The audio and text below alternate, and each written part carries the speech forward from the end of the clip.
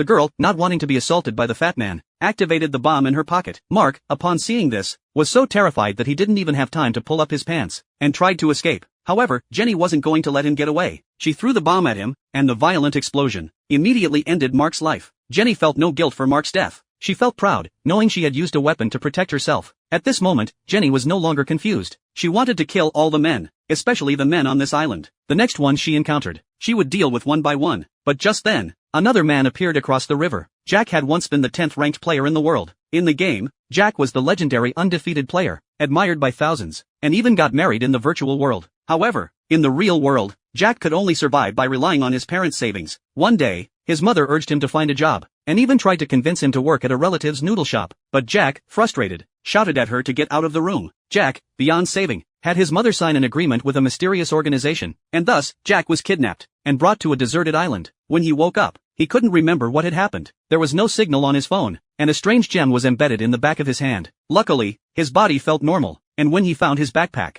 and a strange satchel, he thought things might be okay. However, the jungle was full of insects, and he hurriedly ran out. But the worst part was, he realized he was stranded on a deserted island. After finishing the last of his food, he noticed 8 cubes inside the satchel. When he accidentally pressed the activation button, the cubes began a countdown. The ticking numbers made him uneasy, and he quickly threw the cubes away. The next second, the cubes exploded violently. Jack finally understood what the cubes were. At this moment, a figure appeared in the distance. He rushed to call for help, but the person pulled out a bomb. Unprepared, Jack was blasted to the ground. In his panic, Jack couldn't think straight, because Hans was already chasing him with a bomb. Jack had no choice but to grab something and run for his life. He didn't even understand why Hans was trying to kill him, though Hans was confused by Jack's lack of retaliation. When Jack raised his hands in surrender, Hans still chose to blow him up. The impact and smoke from the bomb made Jack vanish from Hans' sight.